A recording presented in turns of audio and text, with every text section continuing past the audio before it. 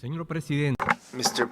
President, Peru would like to express its deepest condolences to the families of the victims, independently of their nationality or religion, and would like to express our unconditional solidarity with the populations affected by the devastating conflict in the Middle East. This conflict has lasted decades without a solution, and that on the 7th of October has seen a new and grave escalation in hostilities. We find ourselves meeting in pursuant to the resolution titled Uniting for Peace that states that if the Security Council, due to a lack of unanimity among its permanent members, ceases to fulfill its primary responsibility of maintaining international peace and security, in this context, the General Assembly will immediately consider the matter with a view to addressing appropriate recommendations to the member states in order to maintain or restore international peace and security. End of quote. This did indeed occur in connection with various draft resolutions in the Security Council that were not approved. Mr. President, just a few weeks ago during the general debate, my country addressed member states with a very clear message. Peru promotes peace, and to achieve this peace it is necessary to apply the United Nations Charter in all circumstances. And while the Charter contemplates the right to a veto in its Article 24.2, states that the Security Council, in fulfilling its functions, must proceed in accordance with the purposes and principles of the United Nations and in conformity and in accordance with Article 1.3, its purposes include resolving international problems of a humanitarian character. Consequently, based on a teleological reading and systematic reading of the Charter that Peru has promoted, the veto should not be used as a way of negatively impacting compliance with the purposes of the organization.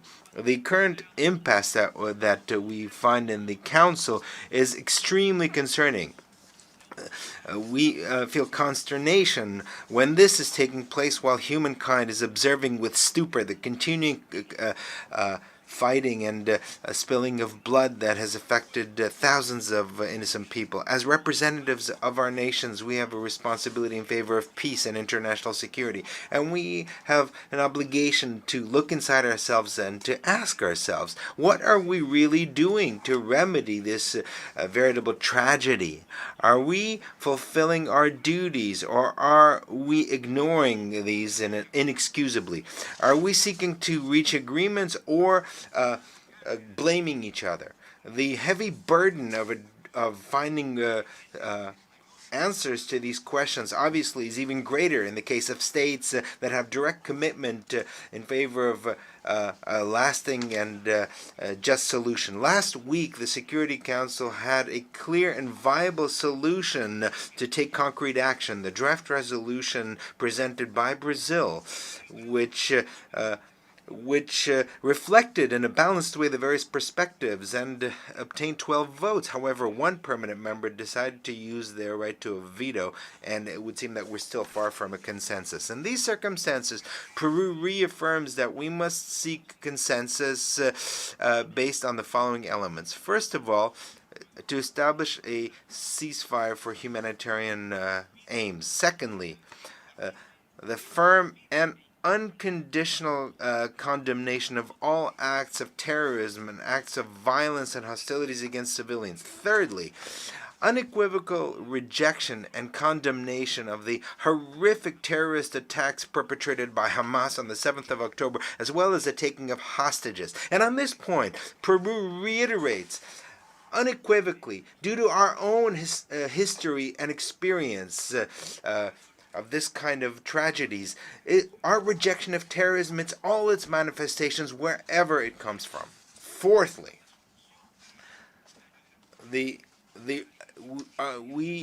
demand an immediate and unconditional release of all persons deprived of their liberty and finding themselves as hostages. Fifth, firmly urging all parties to comply with their obligations under international law, and in particular regarding international humanitarian law and international human rights law. In this context, we have a strong commitment in favor of protecting the civilian population, humanitarian personnel, civilian infrastructure, and humanitarian property. Sixth, the approval of concrete provisions to guarantee full, rapid, safe, and unhindered access to humanitarian assistance, as well as the provision of essential basic goods such as water, food, medical supplies for the civilian population. Seventh, the appeal to revoke the order to civilians and UN personnel to evacuate all areas of northern Gaza and to move towards the south of Gaza. On this point, Peru would like to recall that the right to self-defense should be carried out in compliance with international law, including international humanitarian law, and based on the principles of distinction, necessity, proportionality, and precaution. 8. It's essential that all parties act with maximum prudence and humanity and avoid an escalation in the region. Mr. President, we want to express the support of Peru to the work of the Secretary General, and especially for his efforts in the humanitarian sphere. We agree with him that the grievances of the Palestinian people cannot justify the appalling attacks by Hamas, and those appalling attacks cannot justify the collective punishment of the Palestinian people. Peru reaffirms its historic commitment to a definitive solution of the conflict in the Middle East, based on international law, which recognizes Israel and Palestine as sovereign states and maintains diplomatic relations with both of these states. Indeed, from a historical perspective, there is an aspect we should not forget. The issue of Palestine is inherently linked to the history of this organization. In 1947, this same General Assembly approved Resolution 181 entitled The Future Government of Palestine, in which it established the existence of two states, an Arab state and a Jewish state. And since 1967, the Security Council has adopted 11 resolutions on this topic. The provisions of these resolutions, in accordance with the Charter of the United Nations, are binding on all member states. Lastly, it's urgent that good faith negotiations are resumed to achieve a just and lasting solution that will allow two states, Palestine and Israel, to coexist at last in peace and within safe borders, mutually agreed and internationally recognized in conformity with international norms. On the 19th of July of this year, Peru addressed to the General Assembly in pursuant to Resolution 76/262, when another member state used its right to a vote during a veto during a vote during a draft resolution, a message which is also applicable today. To comply with the purposes of the Charter, it is essential that all members of the Security Council, especially the permanent members, refrain from politicizing humanitarian issues. This implies, inter alia, to stop putting geopolitical considerations ahead of humanitarian issues or emergency assistance. We hope that the proposal that will be presented by the 10 elected members of the Security Council will not be vetoed, and because it reflects the support of the international community. Peru would like to reiterate that obligations under international humanitarian law are permanent. These must be complied fully, even though the Security Council has not managed to agree on this.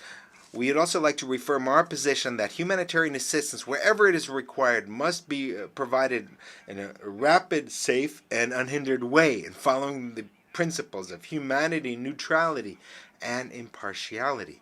We reiterate the need to adopt urgent decisions and measures strictly in adherence to international law, including international humanitarian law, immediately, in order to save human lives and to strengthen collective confidence in multilateralism as an effective instrument to achieve peace. Peru would like to express a strong hope that with lucidity we will find the right path and with sufficient speed that the situation requires. Thank you. The distinguished representative of Peru. This has been the Nod News Network. Transmission complete.